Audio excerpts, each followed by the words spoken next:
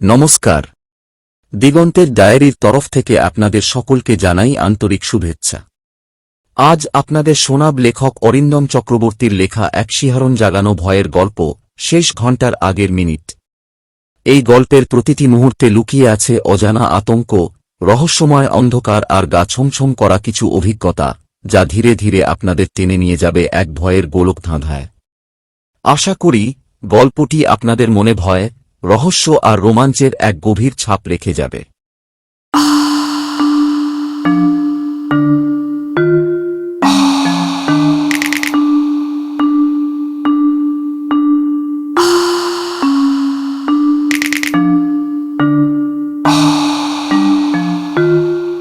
শিবপুর উচ্চ বিদ্যালয় বাইরে থেকে খুব সাধারণ একটা বড় মাঠ, দুতলা ভবন আর মাঝখানে পতাকা দণ্ড। কিন্তু এই স্কুলের একটা অদ্ভুত নিয়ম আছে, যা কোথাও লেখা নেই, তবু সবাই মেনে চলে। শেষ ঘণ্টা বাজার 5 মিনিট আগে কেউ দক্ষিণ দিকের পুরনো করিডোরে যায় না। নতুন যারা আসে তারা প্রথমে ব্যাপারটা খেয়ালই করে না, কিন্তু কয়েকদিনের মধ্যেই বুঝে যায় 4টা বাজতে 5 মিনিট আগে একটা অদ্ভুত পরিবর্তন ঘটে। শিক্ষকরা হঠাৎ করে পড়া গুটিয়ে ফেলেন, ছাত্ররা চুপচাপ বসে পড়ে, আর করিডোরের দিকটা যেন নিজে থেকেই ফাঁকা হয়ে যায়। রিজু এই স্কুলে নতুন এসেছে, ক্লাস 8-এ পড়ে। কৌতূহলী, একটু জেদি, আর সবচেয়ে বড় কথা, যে জিনিস সবাই এড়িয়ে চলে সেটাই তার কাছে সবচেয়ে আকর্ষণীয়। প্রথম সপ্তাহেই সে খেয়াল করল, শেষ পিরিয়ডে সবাই ঘড়ির দিকে তাকিয়ে থাকে। 4টা বাজতে 5 মিনিট বাকি থাকলেই যেন একটা অদৃশ্য সংকেতে ছড়িয়ে পড়ে। আর দক্ষিণ করিডোরটা, সেটা যেন হঠাৎ করে অস্তিত্ব হারিয়ে ফেলে। একদিন টিফিনে সে তার বন্ধু নীলকে জিজ্ঞেস করল, সবাই ওই দিকটা এড়িয়ে চলে কেন? নীল একটু চুপ করে থেকে বলল, তুই নতুন, তাই জানিস না। ওই 5 মিনিটে ওখানে সব ঠিক থাকে না। রিজু হেসে বলল, মানে? ভূত-টুত? নীল মাথা নাড়ল। ভূত বললে ভুল হবে, ওটা সময়ের সমস্যা। সময়ের সমস্যা? রিজু ভুরু তুলল। নীল নিচু গলায় বলল, অনেক বছর আগে অর্ণব নামে এক ছাত্র ছিল। শেষ পিরিয়ডে দেরি হয়ে যায়। সে করিডোর দিয়ে বেরোতে গিয়েছিল, কিন্তু ঘণ্টা বাজার আগে বেরোতে পারেনি। তারপর থেকে সে আর বাড়ি ফেরেনি। রিজু বলল, হারিয়ে গেছে? হ্যাঁ, কিন্তু কেউ কেউ বলে সে এখনো ওই 5 মিনিটের মধ্যে আটকে আছে।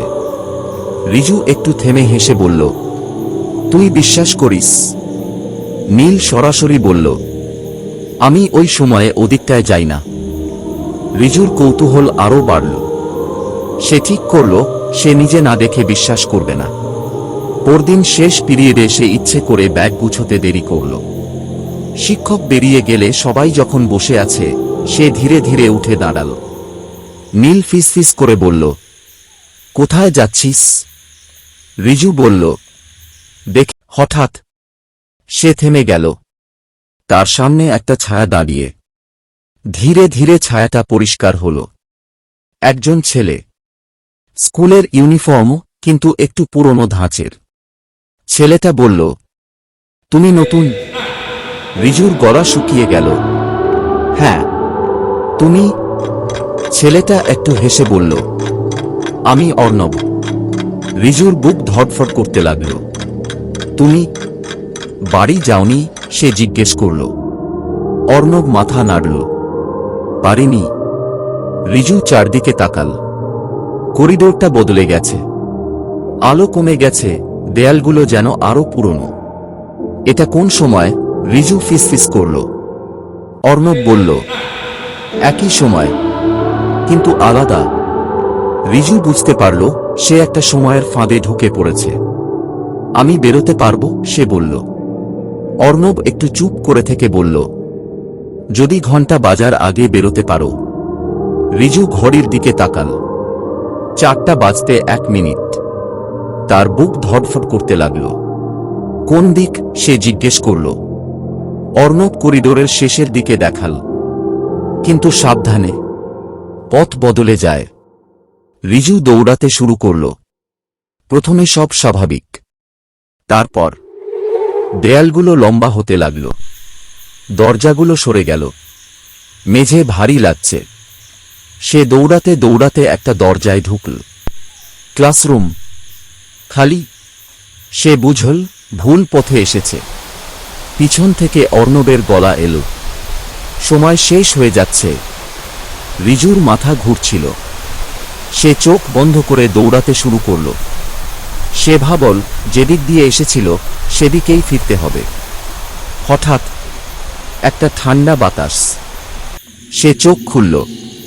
সামনে আলো, করিডোরের শেষ। সে ঝাঁপ দিল। ঠিক তখন ঘণ্টা বেজে উঠল। টিন টং টিন। রিজু মাটিতে পড়ে হাঁপাতে লাগল। সে আবার বাস্তবে। করিডোর স্বাভাবিক। ছাত্ররা বেরোচ্ছে। নীল দৌড়ে এল। তুই ঠিক আছিস? রিজু মাথা নাড়ল। কিন্তু তার মনে একটা প্রশ্ন, অর্ণব কি এখনো ওখানে? সেই রাতে সে ঘুমোতে পারল না। বারবার অর্ণবের মুখ ভেসে উঠছিল। সে বুঝল সে শুধু একটা রহস্য দেখেনি, একটা অসমাপ্ত গল্প দেখেছে। পরদিন সে আবার গেল।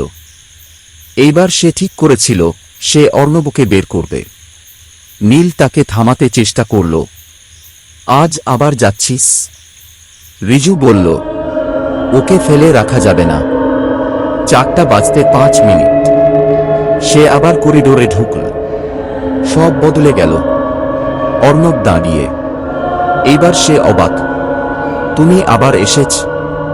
রিজু বলল, আজ আমরা একসঙ্গে বেরোব। অর্ণব মাথা নাড়ল। আমি পারিনি। রিজু বলল, এইবার পারব। ঘড়ি 4টা বাজতে 2 মিনিট। রিজু হাত বাড়াল। আমার হাত ধরো। অর্ণব একটু দ্বিধা করল, তারপর হাত ধরল। তারা একসঙ্গে দৌড়াল। এবার করিডোর আরো অদ্ভুত। দেয়াল সরছে, দরজা বন্ধ হচ্ছে। কখনো সামনে দরজা, কখনো হঠাৎ অন্ধকার। রিজু চিৎকার করল, চোখ বন্ধ করো, শুধু দৌড়াও। অর্ণব চোখ বন্ধ করল। তারা দৌড়াতে লাগল। একটা মুহূর্তে সব শব্দ থেমে গেল। তারপর আলো। ঘণ্টা বেজে উঠল। রিজু চোখ খুলল। সে করিডোরে দাঁড়িয়ে। সব স্বাভাবিক। তার পাশে কেউ নেই। তার বুক কেঁপে উঠল। সে কি দেরি করে ফেলল? ঠিক তখন স্কুলের গেটে একটা ছেলে দাঁড়িয়ে। নতুন ইউনিফর্ম। সে হাসছে। রিজু এগিয়ে গেল। ছেলেটা বলল, আমি নতুন এসেছি। নাম অর্ণব। রিজু স্থির হয়ে গেল। তার চোখে জল চলে এলো। সে বুঝল অর্ণব বেরিয়ে এসেছে। স্কুলের ঘণ্টা আবার বেজে উঠল। এবার শব্দটা স্বাভাবিক। ভয় নেই, কারণ এইবার কেউ একা ছিল না। আর ঠিক সময়ে কেউ হাতটা ধরেছিল।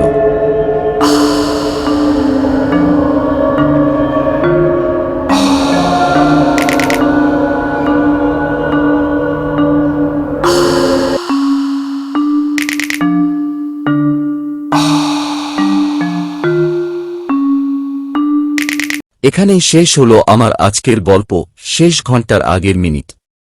গল্পটি আপনাদের কেমন লাগলো অবশ্যই নিজের মূল্যবান মতামত জানাবেন। আপনাদের প্রতিটি মন্তব্য আমাকে আরও নতুন নতুন গল্প লিখতে অনুপ্রেরণা দেয়। আর যদি গল্পটি ভালো লেগে থাকে তাহলে অনুরোধ রইল চ্যানেলটি সাবস্ক্রাইব করুন, ভিডিওটি লাইক ও শেয়ার করুন, আর আপনার অনুভূতি কমেন্ট করে জানাতে ভুলবেন না।